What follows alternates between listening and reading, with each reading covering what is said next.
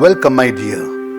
May God Almighty bless you and reward you for subscribing and encouraging others to subscribe this RMCA Bishop channel and for listening and sharing this video with others. Let us begin this reflection with a short prayer. Please join me. O my God, make me prudent in my plans, focused in danger, patient in adversity, humble in prosperity. Grant, O Lord, that I may be attentive in prayer, temperate in food, diligent in my duties, and firm in my resolutions. In the name of the Father, and of the Son, and of the Holy Spirit. Amen. My dear friend, it is of a common experience that every person feels lonely, despair, and pain sometime or the other. Our human tendency is to desire for some human company at that time. But the matter of the fact is that the person with those we may choose to share may be equally suffering from the same loneliness. There is a saying that joy shared become double and sorrows shared become half. This may not be true always. Recently, there was a suicide by two girls of 13 and 14 years old. They were friends. One was a Christian and the other a Hindu. One of them had a personal problem connected with some relationship.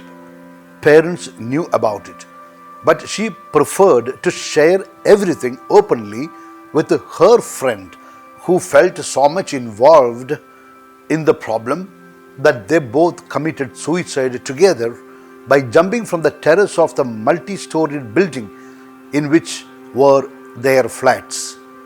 Actual reason for the suicide of both is still only a guesswork. Nobody could conclude so far definitively why they committed suicide from the same point at the same time. How far a human being can be of any help and to what extent differs from case to case. Therefore, Pope Francis urged those who feel trapped by loneliness, despair, and pain to open themselves to the Holy Spirit. He said that the people could find true consolation by invoking the third person of the Holy Trinity. These are the exact words that he spoke. Dear sister, dear brother, if you feel the darkness of solitude, if you feel that an obstacle within you blocks the way to hope, if your heart has a festering wound, if you can see no way out, then open your heart to the Holy Spirit. Pope Francis is not recommending sharing with the human beings, but to the Holy Spirit. The Pope preached after the Gospel reading John 15, 26 to 27 and 16, chapter verses 12 to 15, in which Jesus promises that he will send the Paraclete to his disciples. He said that the word Paraclete was difficult to translate because it has several meanings. Principally, he said, it means counselor and advocate. The Pope said that the consolation offered by the Holy Spirit is different from that offered by the world. The comforts of the world are like a pain reliever. They can give momentary relief, but not to cure the illness we carry deep within. Dear friend, we can also remember here what Jesus said in John 16:33. In me you have peace, in the world you have tribulations. Pope Francis then spoke of Saint Bonaventure, a 13th century Franciscan theologian who wrote that where the trials are greater, he brings greater comfort, not like the world, which comforts and flatters us when things go well, but derides and condemns us when we do not. The Pope commented, "This is what the world does. That is especially what the hostile spirit, the devil, does. First, he flatters us and makes us feel invincible because Satan knows that his blandishments feed our vanity. Then he flings us down and makes us feel that we are failures. He toys with us.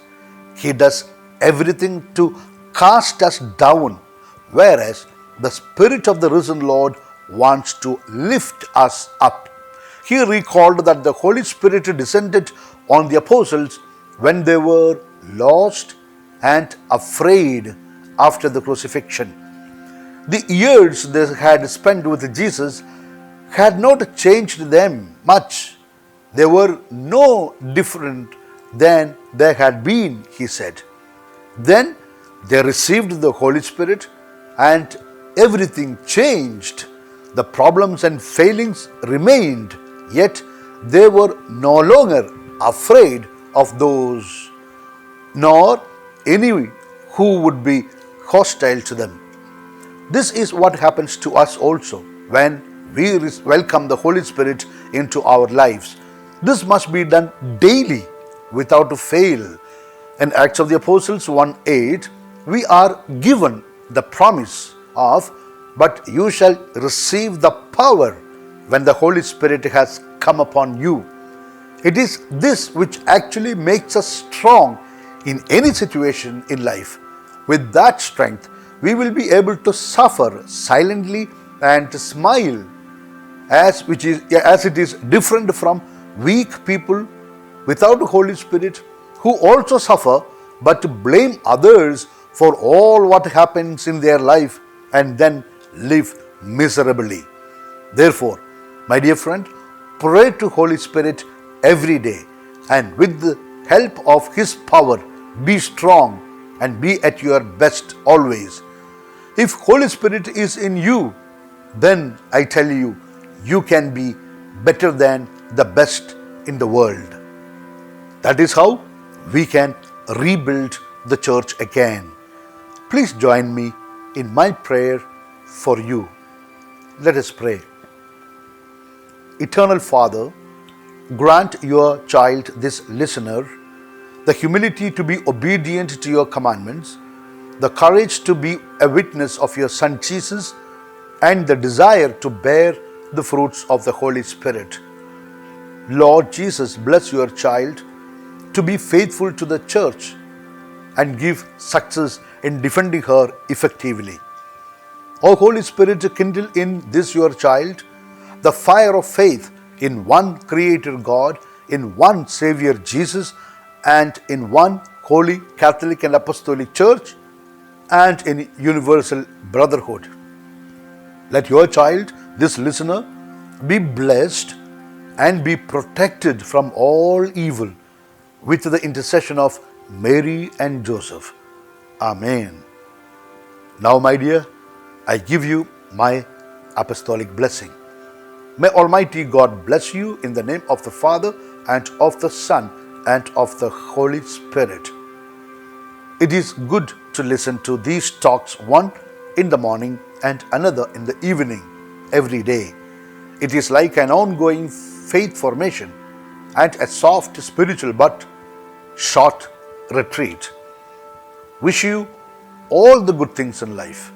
Yours, the mission of the church, Bishop Franco Mulakil.